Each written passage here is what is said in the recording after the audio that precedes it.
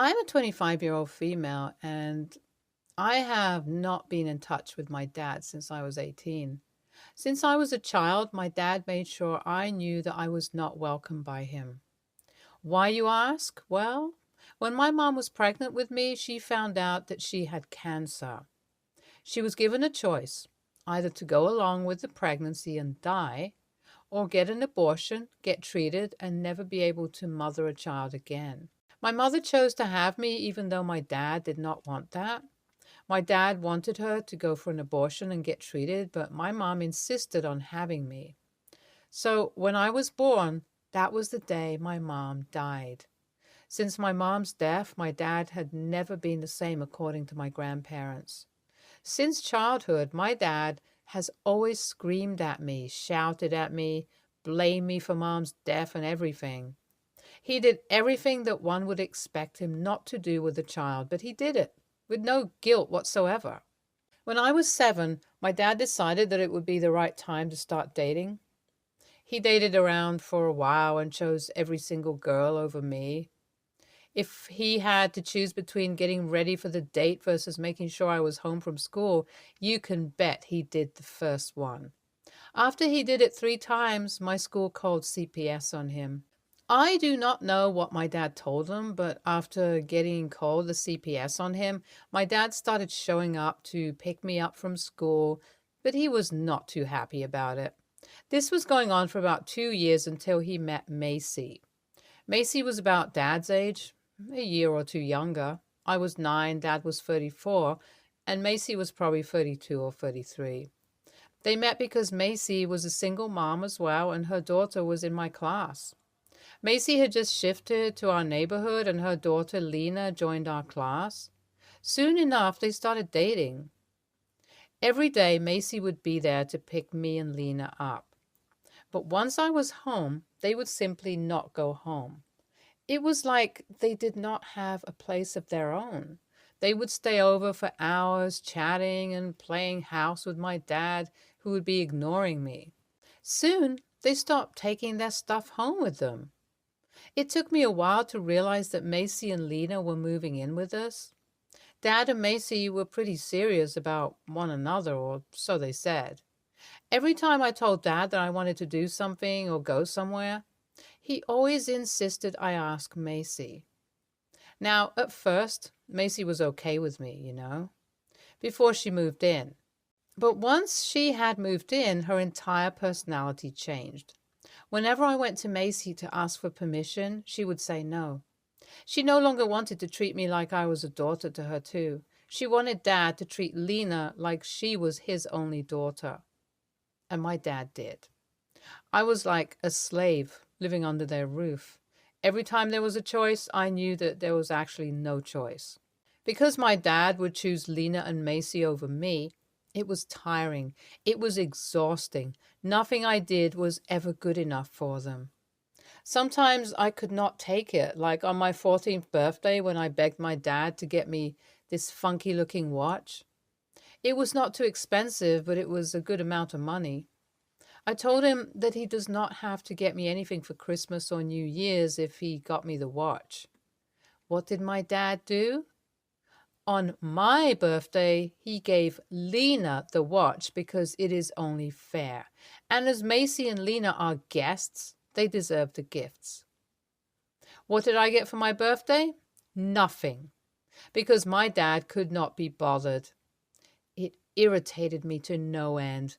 I could not understand why my father treated me this way. When I was 16, Macy and I got into an argument because Macy wanted Lena to have my room, which was a bit bigger.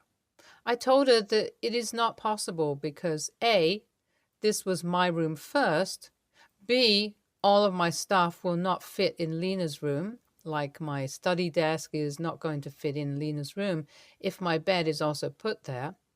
My desk was a gift from my grandparents, and you know what Macy did? She spoke with my dad and got him to move Lena into my room without moving any of the furniture. So the desk that was mine, Lena was using it.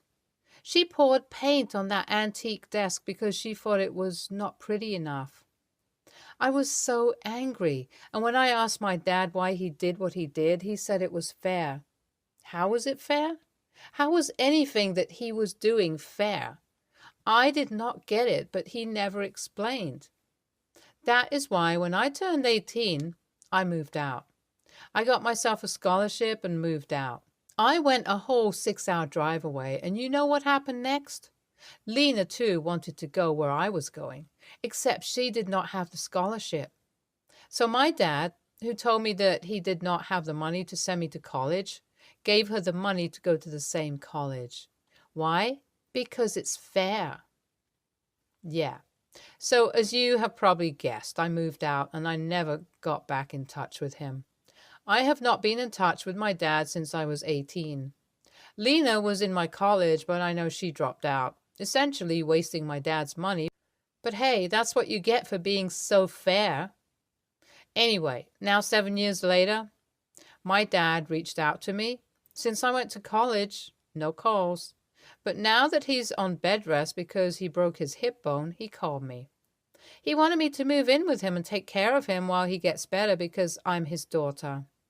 I told him he can frick off, but more politely, and refused to visit him. I told him that he had always preferred or prioritized Lena over me, so he can ask her to drop by. Turns out Macy broke up with my dad and left him after, 10 years of relationship when Lena dropped out of college. They did not give him the money back, so now my dad is short on money. Well, boo-hoo for him. I told him that he can ask other people for help and told him to never contact me again. He did not want to accept this, and I got bombarded with messages from my grandparents and aunt calling me the a-hole for abandoning my old dad, my only family. So my question is, AITA? If not, then what should I do? Update 1. My aunt called me again and she told me that I'm being a huge ungrateful brat for leaving my senile dad to fend for himself when he has a broken hip bone. So I went off on her. I told her that she knew what my dad was doing. It was not like my dad called me a mistake and a killer of his wife only behind closed doors. She was aware of this and she never stopped him. When he repeatedly chose Macy and Lena over me, she did not stop him. Nobody did. My father abandoned me way before I abandoned him, and I do not understand why I'm the only one getting a scolding for doing that when he should be the one who is condemned as he abandoned the child. When I went off on her, my aunt was quiet. Once I was done, she said, as expected, that this is the way of things, this is how things just are, and I should prioritize my family over other people. Plus, Lena and Macy took my dad's money, so it would be good if I did not bring them up. I reminded Aunt that she lived 30 minutes from my dad, and if she cared that much about him, she could be the one to take care of him, and if she cannot do it, I failed to see why she thought that I, someone who is 6 hours away, would be able to do it. That led to my aunt hanging up on me, so I would say we had a very productive conversation. I have also gone back to therapy. My therapist said I should find my ground and stick to my boundaries because I deserve respect and to be treated like an adult. While they treated me like a slave when I was young, that does not mean they can do it now, when I'm 25. I agree with her, so I have been very diligent about my boundaries. Update 2. My dad called me and he went off on me. My aunt called him and lied through her teeth, saying that I called her names, which I never did. Dad thinks that I'm an ungrateful brat and it would have been better if I had died instead of my mom.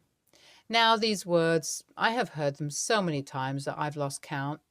Usually when I hear them, I feel sad. I felt hurt. But this time, no. This time I felt angry. And I did not hide it. I went off on him like I went off on my aunt. I told him that if he loved my mom that much, he would have respected my mom's decision to have me, and he would have cared for me because I am a part of mom too.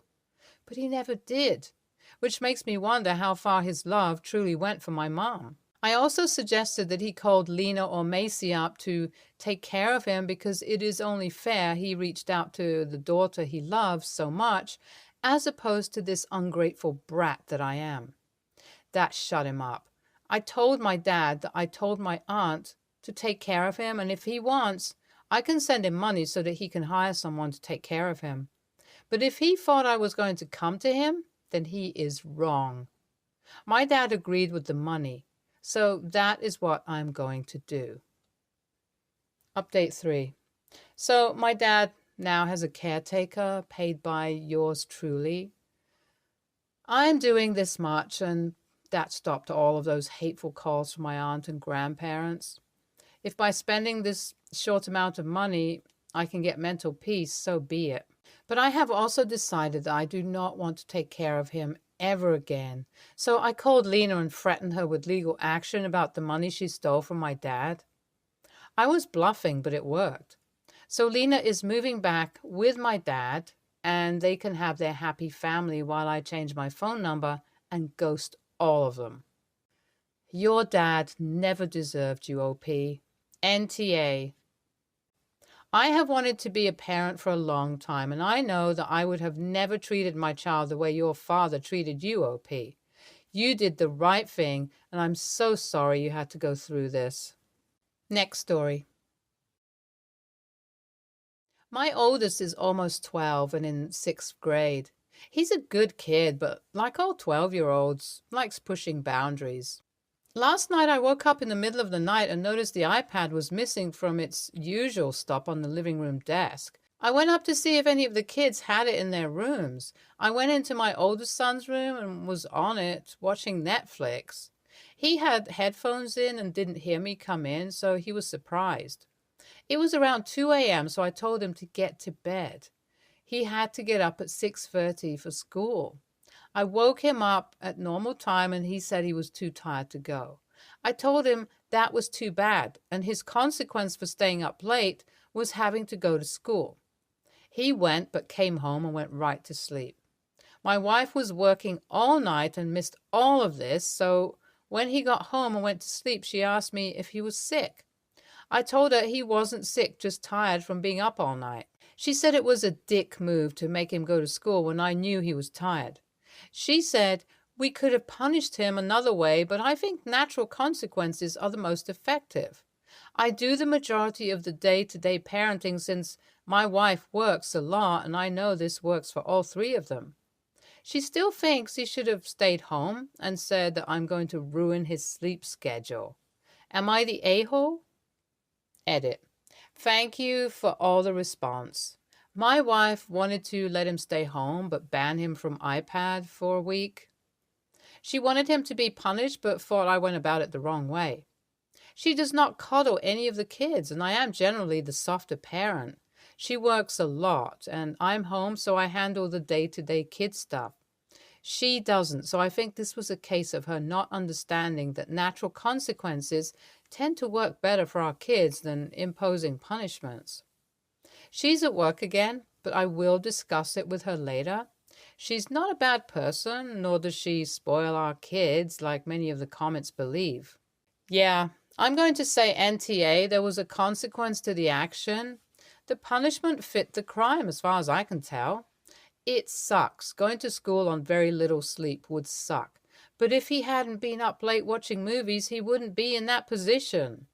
I do wonder why he had access to technology at that time, though. Perhaps it's not ideal to have access to devices when he should be sleeping. NTA. Not even a little bit. He knew what he was doing when he snuck the iPad into his room to watch a movie. And if you hadn't caught him, then I'm sure he would have tried to pretend to be sick to get out of school. You taught him a valuable lesson that actions have consequences. He didn't get hurt from learning this lesson. You're totally fine here. NTA, having to do something you're supposed to do, in this case going to school, it's not punishment. Next story. My husband and I got engaged in early March and married in December of last year. When my husband's father asked about honeymoon plans, we told him we were trying to plan something after the wedding. In late April or early May, we told him we were saving my PTO, 10 days per year, to take one big trip for the year, our honeymoon, this year. We also bought a house last year, so between wedding planning and moving, we haven't really gotten around to actually booking the tickets for the honeymoon yet. My father-in-law floated the idea of having the whole family go to Hawaii this year, but we explicitly told him that we would not be able to make that trip because we were planning our honeymoon and we couldn't do both in the same year. Then 2 weeks ago, my father-in-law tells us that he has booked an all-inclusive paid vacation for us, my sister-in-law and her husband and kids, his other sister, father-in-law's girlfriend, girlfriend's daughter, son, and their partners. Everyone in my husband's family is going on this trip, which is paid for entirely by my father-in-law. Then both his father and sister started asking and pressuring us to join this trip. I know that a free trip to Hawaii sounds like an ideal situation, but the trip is in mid-April of this year. I really wanted to use my PTO for my husband and I to go abroad for 2 weeks. If we go to Hawaii, I'll either have to reschedule a honeymoon, possibly for next year, which is upsetting in itself, because I feel like my honeymoon has been hijacked by a trip I can't say no to, or we'll have to cut the honeymoon short in order to do both this year. At first, I told my husband I was mad that his dad is planning this trip and guilt-tripping us into going, knowing for almost a year that this is the same time frame we were planning our honeymoon for. My husband said he didn't want to go without me, and so, hesitantly, I have agreed to go because I don't want to be the reason he misses a trip of a lifetime with his family. But internally, I'm still pissed that I feel like my honeymoon got hijacked. I don't want to be a brat. I recognize that this is an amazing opportunity, but I really wanted to go on my honeymoon with my husband, not my husband and his entire family. I wish I could be excited about the Hawaii trip, but I just feel disappointed that my father-in-law planned this trip when he knew we were planning a honeymoon, and then got everyone in the family on board so we'd have to say yes or end up being the a-holes by missing it. My husband has been supportive, but my friends have told me that my anger about this is misplaced and that I would be an a-hole for refusing to change our honeymoon plans and missing the Hawaii trip with my husband and his family. AITA for being upset about having to push off or shorten my honeymoon plans to accommodate my husband's family's trip. NTA, there's no way I would give in. Your father-in-law is an a-hole for ignoring your explicit wishes by involuntarily including you. It's a power play demonstrating his wishes are more important than yours and that he can buy your compliance. NTA, I'd make sure your husband understands that this will fully hijack your honeymoon, and now next year's trip is just going to be a trip. And once he knows that's how you're going to feel about it, let him decide if you are still going. Because you won't be able to change how you feel. You won't be able to psych yourself up the same way or have the same enthusiasm planning and going on that trip now. And if you do the whole, it will still be our honeymoon, and then don't have that same excitement planning it as you had the first time, he's probably going to notice. NTA, your pushy father-in-law overstepped his boundaries, weaponizing generosity and the promise of fun to get his way. He knew what your plan was, the reasons, he didn't care. You are married to his son. You need to exert your own authority over your marriage. Don't go. If you go, this will set the precedent that what your father-in-law says is default and overrides what you want. Your plans matter. But to make them matter, you have to assert yourself. I have a feeling you'll have to assert yourself a lot with your in-laws. Best get practicing now before you bring kids into it. Next story. I'm female, 48, and my husband, 48, male, started a business with his brother a couple of years ago. Lately, he's been complaining to me about our finances and my spending. Today, I had to make a purchase for my new fur job. It'll be reimbursed. It wasn't a lot, $70. He asked what it was for. I told him. He asked if I had checked the credit card, which apparently was maxed. I asked him if he's even bringing in any money because I don't remember the last time I saw a deposit from him. Meanwhile, my full-time job and first part-time job pay on opposite weeks. So I have money coming in weekly. Because at the start of his business, he took out a very large sum of money from our joint account without talking to me about it, hoping I wouldn't notice and planned to have it back in a couple of days. It's been a year and a half at least. I separated my money and opened my own account. When my pay comes in, I transfer it into the joint account to cover the mortgage and some bills. When the other pay comes in, I try to keep an emergency fund, and I'm using my part-time money to pay down my student loans. I took a third job because it's still not covering enough. Today I found out they are paying one of their workers about $2,000 a week. My husband deposits $1,500 to $3,000 once every 4 to 6 weeks as his pay. I blew my top, finding out that his employee is making nearly twice what he is making bringing home. I told him that he needs to get a part-time job because I have 3, and he's still complaining that I'm the one not contributing enough. 3 jobs, none of which pay that badly for the industries. Okay, one pays less than it should, but it's still reasonable. AITA for expecting him to provide more than he is? I'm not asking him to close his business, but somehow he has to contribute more than $3,000 a month. Edit. Thank you everyone for your input. I'm weighing a lot of options right now. Some points for clarification. 1. It's a contracting business. They hire the trades with the exception of the permanent employee. 2. My issue isn't so much what they're paying their employee. He does good work and he's worth his pay. It's the disparity that bothers me the most. They are planning on bringing him in as a partner, and either they have and he's lying to me about it, or they haven't but are honoring the terms of the proposed partnership. In that, he would be making roughly 50% and my husband and his brother would share the other 50%, so 25% each. Big no from sister-in-law and I. 3. I'm still open to questions, opinions, and advice. Just wanted to toss in a couple of edits. I think it's time to switch bank accounts and save up money to hire yourself a shiny new divorce lawyer. You are seriously being financially abused. You're being questioned about your expenses when he's bringing in no income. On top of that, he expects you to slave away so you both can stay afloat. He is not bringing in nearly enough to support you both, and you shouldn't have to be the only one trying to survive on a sinking ship. It's time to find a different vessel and leave your husband to drown in piles of debt while you focus on building a better life without him. NTA. NTA, OP. Either your husband is quite literally the worst at math, or he's pocketing more money than you think. Either way, if you have to have 3 jobs to support both of you, that's outrageous.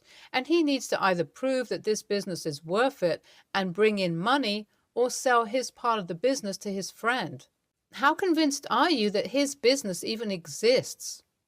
NTA, if they can afford to pay his employees that much, they can afford to pay him more.